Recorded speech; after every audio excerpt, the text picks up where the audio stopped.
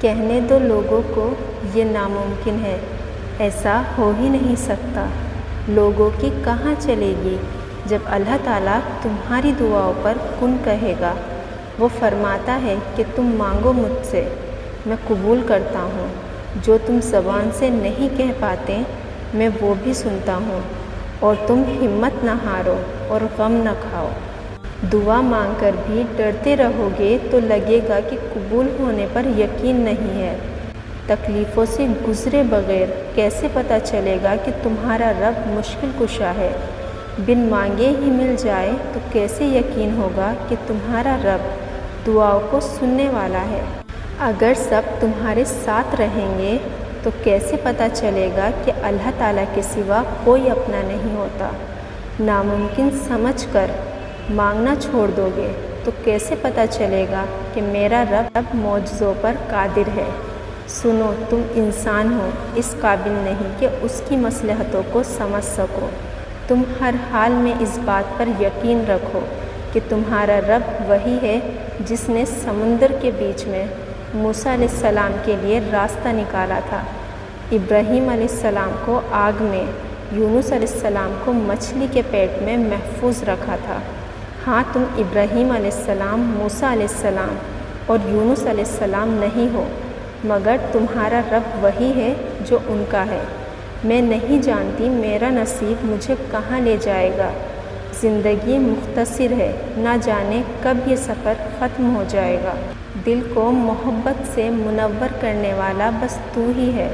مجھے خبر ہے کہ بس تو ہی اسے بہلائے گا کہ آزمائش ہے۔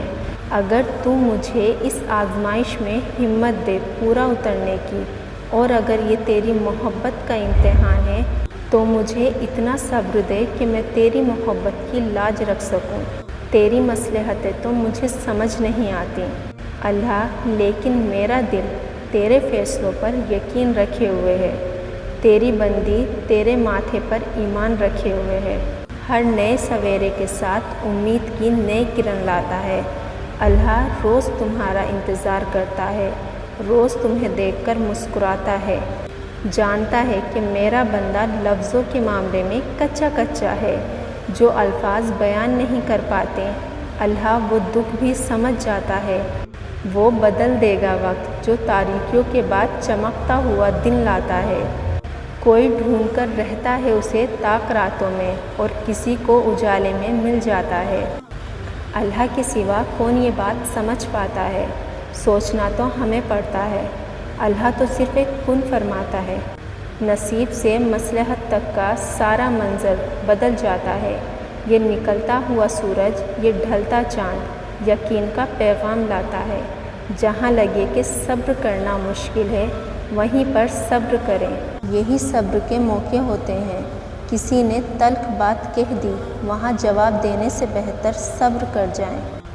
جہاں آپ کو لگے یہاں صبر کرنا مشکل ہے، وہاں صبر کرنا سیکھیے۔ یہ سوچ کر صبر کریں کہ وہاں اللہ صبر کرنے والوں کے ساتھ ہے۔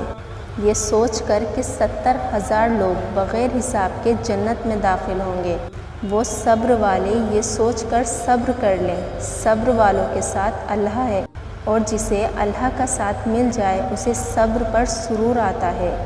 اس لیے کہتی ہوں کہ صبر کے موقع ہاتھ سے جانے نہ دیں۔ یہی موقع اللہ سے جڑنے کے لیے ہوتے ہیں۔ یہ اللہ کی محبت ہے۔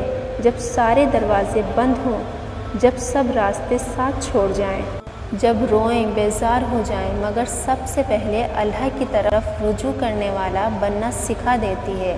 یہ اللہ کی محبت ہے کہ گناہوں کی زندگی سے نکال کر صراط المستقیم پر چلنے کی کوشش میں لگا دیتی ہے۔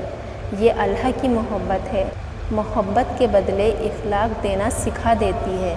یہ اللہ کی محبت ہے کہ نفس، خواہشات، شیطان کی ہاں میں ہاں ملانے سے روک دیتی ہے۔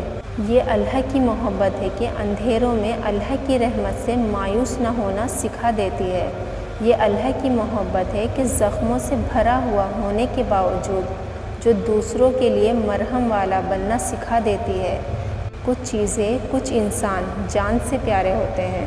ہمیں لگتا ہے کہ ہم مر جائیں گے اگر وہ الگ ہو جائے، دوسری طرف ہمیں یہ بھی احساس ہوتا ہے کہ اللہ کی محبت ہمارے لیے سب سے پہلے ہے، مگر ہم مر جانے کے خوف سے اللہ کے لیے اپنی من پسند چیز کو نہیں چھوڑ پاتے۔ لاکھ کوششوں کے باوجود بھی ہمیں اس کے بغیر مر جانے کا خوف ہوتا ہے۔ پہلی بات، اللہ نے آپ کو آزمایا ہے تو آپ کو اس آزمائش میں مرنے کے لیے نہیں چھوڑتا، نہ وہ یہ چاہتا ہے کہ میرا بندہ آزمائش میں مر جائے۔ جو اللہ کے لیے کچھ کرے، اللہ کیسے لاوارث چھوڑ دے۔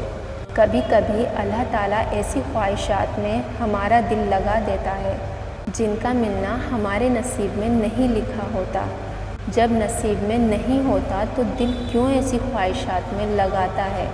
کیوں اس چیز کو ہم سے اتنا فاصلے پر رکھ دیتا ہے کہ جتنا اسے پانے کی دعا کرتے ہیں وہ اتنی دور لگتی ہے؟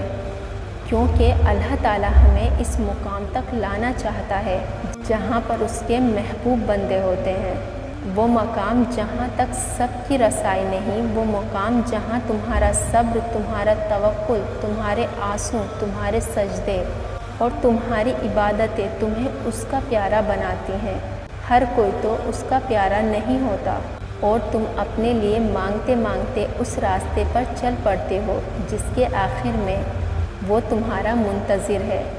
تم دعا مانگتے ہو اور تمہیں لگ رہا ہوتا ہے کہ قبول ہوگی یا نہیں، مگر کبھی کبھی اللہ تعالیٰ تمہاری نہ سن کر تمہیں تکلیف میں ڈالتا ہی اس لیے ہے۔ وہ تکلیف ایک وجہ ہوتی ہے اللہ کی طرف سے جو تمہیں صبر کرنے کا حوصلہ دیتی ہے، اور یہی تمہاری دعاؤں کی قبولیت ہے، یہی التجاؤں کا جواب ہے۔